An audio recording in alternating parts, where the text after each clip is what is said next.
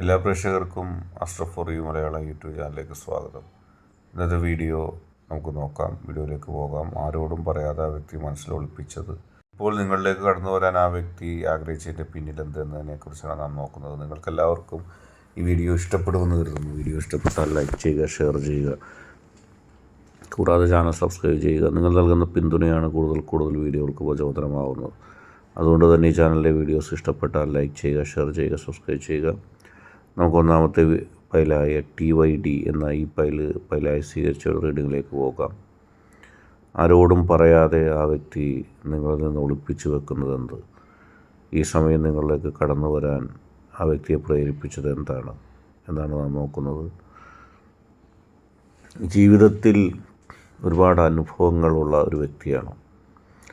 പലപ്പോഴും ആ അനുഭവങ്ങൾ കൈപ്പേറിയ അനുഭവങ്ങളായിരുന്നു. ജീവിതത്തിൽ ആ വ്യക്തി ആഗ്രഹിച്ചത് മുഴുവനായി സാധിക്കുകയോ ആ വ്യക്തിയുടെ സ്വപ്നങ്ങൾ കൃത്യമായി നടക്കുകയോ ഒന്നും ചെയ്തിട്ടില്ല.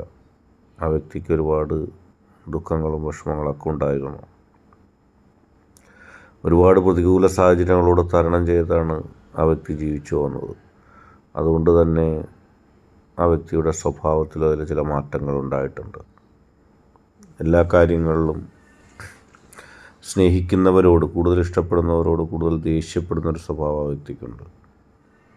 പിന്നീടപ്പോൾ തന്നെ മാപ്പ് പറഞ്ഞ് താഴേക്ക് വരും, അല്ലെങ്കിൽ വിട്ടുവീഴ്ചയ്ക്ക് വരുമെങ്കിലും ഒരു പരിധിയിൽ കൂടുതൽ ആ വ്യക്തിയുടെ ജീവിതത്തിൽ ഒരുപാട് വിഷമങ്ങളുണ്ടാകുന്ന കാര്യങ്ങളുണ്ടായിട്ടുണ്ട്. പക്ഷേ നിങ്ങൾക്ക് വേണ്ടിയായിരുന്നു ആ വ്യക്തിയുടെ ജീവിതം.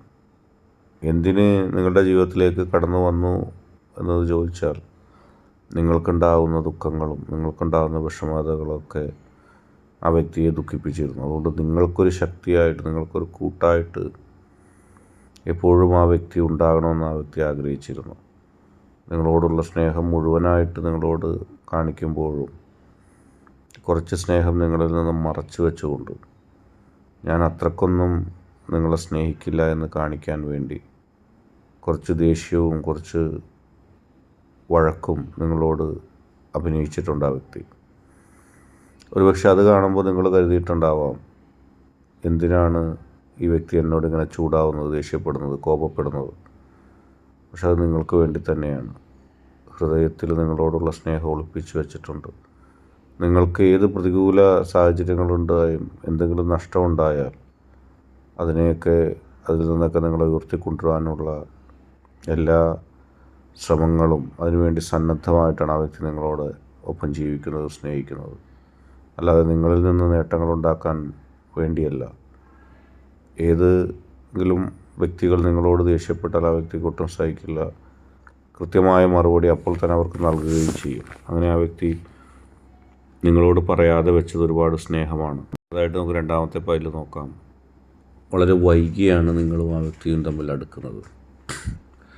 ഒരുപക്ഷെ മുൻപൊക്കെ നിങ്ങളും ആ വ്യക്തിയും തമ്മിൽ അടുത്ത് കണ്ടിരുന്നു, അറിഞ്ഞിരുന്നുവെങ്കിലും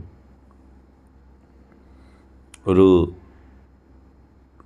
അകൽച്ച നിങ്ങളുടെ ഇടയിലുണ്ടായിരുന്നു. അല്ലെങ്കിൽ നിങ്ങളെയും ആ വ്യക്തിയെയും തമ്മിൽ യഥാസമയത്ത് നിങ്ങൾ അടുക്കരുത് എന്ന് ആഗ്രഹിക്കുന്ന ചിലരുണ്ടായിരുന്നു. അവരുടെ പ്രവർത്തനങ്ങൾ നിങ്ങളുടെയും ആ വ്യക്തിയുടെയും ജീവിതത്തിലേക്ക് ബാധിച്ചിട്ടുണ്ട്. അവർ നിങ്ങളെയും നിങ്ങളുടെ വ്യക്തിയെയും ഒരുമിക്കാൻ പല ഘട്ടത്തിലും അനുവദിച്ചില്ല. പലപ്പോഴും നിങ്ങളും ആ വ്യക്തിയും തമ്മിൽ ഒരുമിച്ച് മുന്നോട്ട് പോകും എന്ന സാഹചര്യം ഉണ്ടായപ്പോൾ പോലും നിങ്ങളെയും ആ വ്യക്തിയെയും തമ്മിൽ അടുപ്പിക്കുന്നതിന്